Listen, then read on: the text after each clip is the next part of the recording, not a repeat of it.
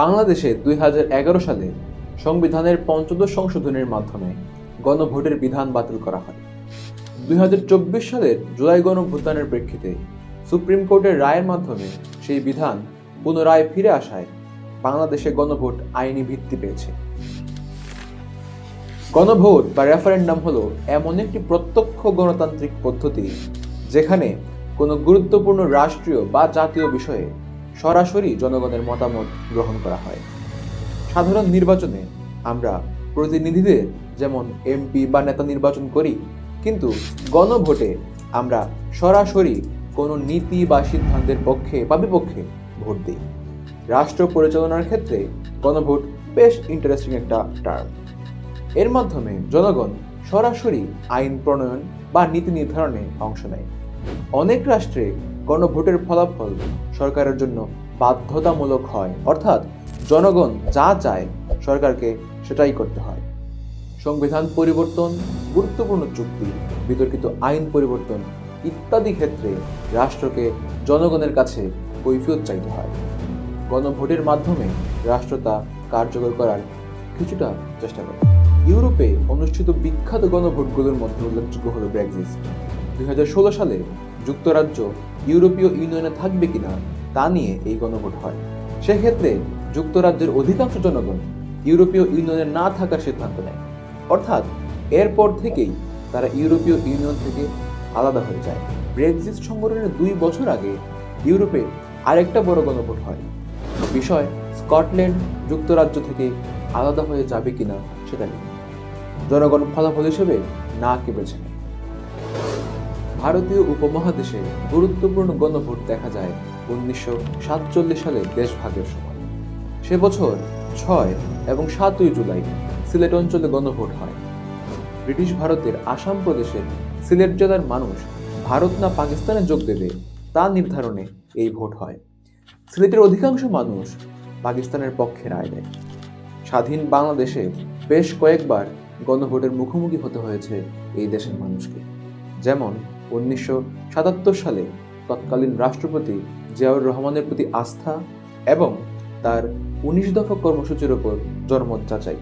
1985 সালে জেনারেল এরশাদের সামরিক শাসনের বৈধতা এবং রাষ্ট্রপতি এরশাদের নীতি ও নেতৃত্বের প্রতি আস্থা যাচাই এর জন্য গণভোট হয়। বাংলাদেশের গণতান্ত্রিক রাজনৈতিক প্রেক্ষাপটে এখন পর্যন্ত অনুষ্ঠিত সবচেয়ে গুরুত্বপূর্ণ গণভোট হয় 1991 সালে। এই গণভোটের মাধ্যমে বাংলাদেশ রাষ্ট্রপতি শাসিত ব্যবস্থা থেকে সংসদীয় সরকার পদ্ধতিতে ফিরে আসে। তখন ভোটারদের মধ্যে 83.6% মানুষ সংসদীয় সরকার পদ্ধতির পক্ষে হাতে ভোট দেয়। বর্তমানে বাংলাদেশের মানুষের সামনে অপেক্ষা করছে আরেকটা গণভোট।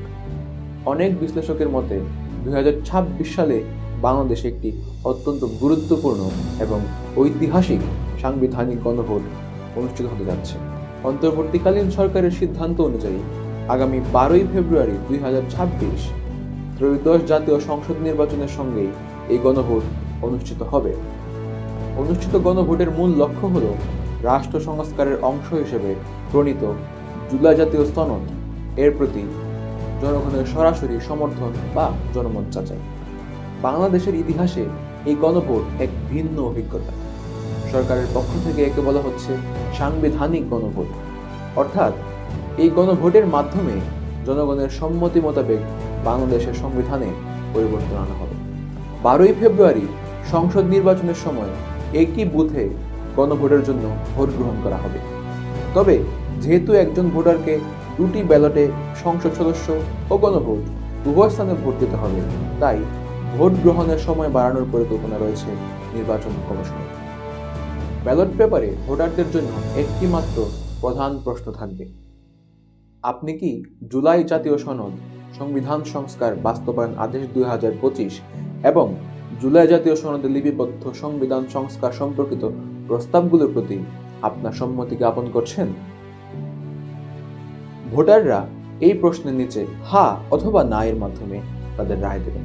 সরকারের তরফ থেকে একে সাংবিধানিক গণভোট বলার কারণগুলো বেশ ইন্টারেস্টিং, কারণ পুরো সংস্কার প্রস্তাবের 4টি মূল স্তম্ভ রয়েছে। 1. নির্বাচনকালীন সরকার ও কমিশন। আগামীতে নির্বাচনকালীন তত্ত্বাবধায়ক সরকার, নির্বাচন কমিশন এবং অন্যান্য সাংবিধানিক প্রতিষ্ঠানগুলো একটি নিরপেক্ষ প্রক্রিয়ায় গঠন করা হবে কি না। 2. দেশের আইনসভা 2 কক্ষ বিশিষ্ট হবে কিনা। সংসদ নির্বাচনের প্রাপ্ত ভোটের অনুপাতে 100 সদস্যের একটি উচ্চকক্ষ গঠন করা হবে এবং সংবিধান পরিবর্তনের জন্য এই উচ্চকক্ষের অনুমোদন আবশ্যক। 3. এর আগে বাংলাদেশের পুরো ক্ষমতা কাঠামো প্রধানমন্ত্রী পদের কাছে বা এক ব্যক্তির হাতেই সীমাবদ্ধ ছিল। অনেক বিশ্লেষক দাবি করে আসছিলেন যে বাংলাদেশের ফ্যাসিবাদের মূল উৎস হচ্ছে প্রধানমন্ত্রী পদের একচেটিয়া ক্ষমতা। এই ক্ষমতার সীমাবদ্ধতা নিরূপণ করা আবশ্যক।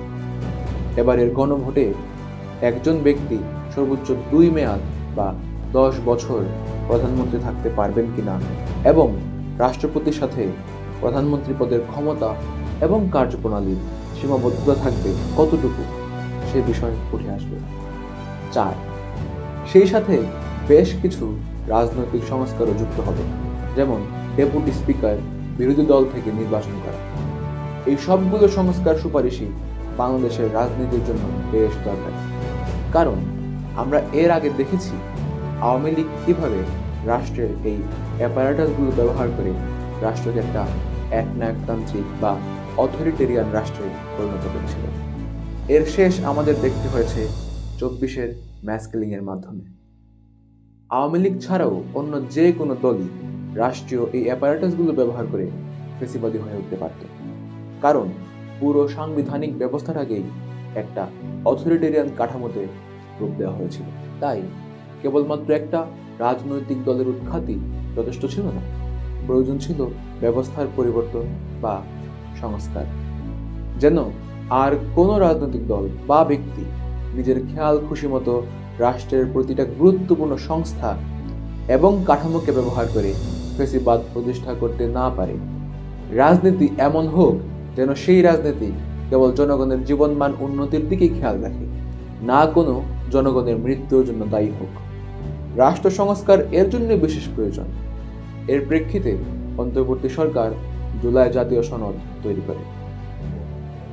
সরকারের মতে এই সনদ বাস্তবায়িত হলে রাষ্ট্র ফ্যাসিবাদ মুক্তির পথে এক কদম এগিয়ে যাবে। ভালো, তবে যে প্রক্রিয়ায় এই সনদ এবং সনদে উল্লেখিত বিভিন্ন ধারা উপধারা জনগণের নামে লেখা হলো, জনগণকে আসলে সেই বিষয়ে ওয়াকিবহাল হবে? একটা বদ্ধ কামরায় বসে এলিট সব রাজনীতিবিদদের ঘন্টার পর ঘন্টার আলাপ এবং চা বিস্কিট পান, এইভাবে তারা জনগণের মানসিক অবস্থাটা আসলে কিভাবে বুঝতে পারলেন? রাজনৈতিক তাত্ত্বিকরা যা যা বলেন, জনগণের মনস্তত্ত্ব কি সর্বদা সেই হিসেবেই পরিচালিত হয়? গণভোট গ্রহণের প্রক্রিয়াতেও ব্যাপক সমস্যা আমরা লক্ষ্য করতে পারি। বাংলাদেশের বেশিরভাগ মানুষ আসলে জানেনই না জুলাই জাতীয় সনদে কি লেখা আছে। তবে সরকারের কাছ থেকে চাওয়া হচ্ছে যে জনগণ জুলাই জাতীয় সনদে লিপিবদ্ধ সংবিধান সংস্কার সমর্থন করে কি না। জনগণের কাছে তো সংবিধান বা কোনো লিখিত দলিল গুরুত্বপূর্ণ কিছু না। যখন দেশের মানুষ দেখবে যে তার অধিকার রাষ্ট্র এবং সরকার মিলে খর্ব করছে, তখন তো সে সংবিধান নামে কোনো লিখিত দলিলের তোয়াক্কা করবে না, অধিকারটাই তার কাছে মুখ্য। এই পর্যায়ে অন্তর্বর্তী সরকার গণভোটে হা ভোট দেওয়ার পক্ষে ব্যাপক প্রচারণা চালাচ্ছেন। এ সম্পর্কে প্রধান উপদেষ্টার বিশেষ সহকারী মনির হায়দার মন্তব্য করেন, বিভিন্ন সংস্কার কমিশন গঠন, জাতীয় ঐক্যমত্য কমিশন গঠন এবং রাজনৈতিক দলগুলোর সঙ্গে আলোচনার মাধ্যমে জুলাই সনদ প্রণয়ন, এসব কাজই তো দেশ ও জনগণের পক্ষে এই সরকার করেছে। এগুলোকে আমরা যদি একটা প্রোডাক্ট হিসেবে ধরি, তাহলে তা দেশ ও জনগণের জন্য সরকারের তৈরি করা একটি প্রোডাক্ট। এখন কারো কি নিজের তৈরি করা একটি প্রোডাক্টের পক্ষে হ্যাঁ বলতে বাধা থাকবে? অর্থাৎ সরকার এগুলোকে তাদের বানানো একটা প্রোডাক্ট হিসেবেই দেখছে এবং জনগণের কাছে তা বিক্রি করছে। তবে সরকার এও বলছে যে যদি গণভোটে না জয়যুক্ত হয়, তাহলে দেশে ফ্যাসিবাদ ফিরে আসবে। এভাবেই চলছে বাংলাদেশের গণতান্ত্রিক ইতিহাসে সবচেয়ে আলোচিত গণভোটের কার্যক্রম। ধন্যবাদ।